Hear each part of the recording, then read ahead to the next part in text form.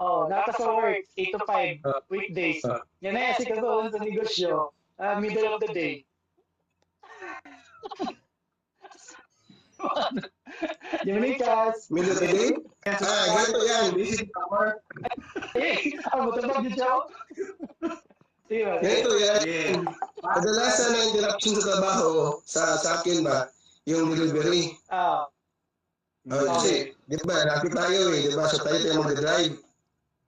So, alam mo, ang ginawa ko, yung Mrs. ko, brother, tinuruan ko siya paano mag-drive.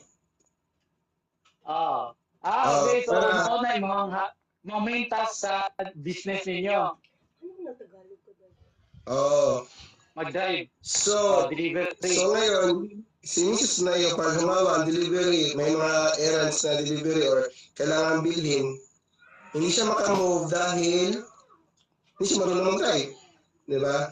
So ngayon, dahil marunong siya mag-drive, nagsisi na siya.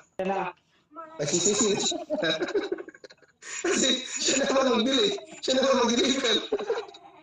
Wala na excuse, no? Ikaw sa diya. Wala na excuse. So, sa mga husband dyan na problema dahil nahihirap yung trabaho nyo, mga misis nyo, mga pare, turuan nyo paano mag-drive. Para hindi na kayo. Yung mga gawain nyo sa negosyo nyo, kasabay yung misis nyo, yung main task mo, ituro mo na sa misis mo.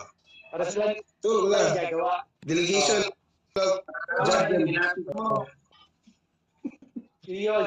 Yun, bata. Huwag ko na-expect ba? Atuon to yung pagtubag ba? Inatik mo na yung boss mo, inatik mo pa yung misis mo.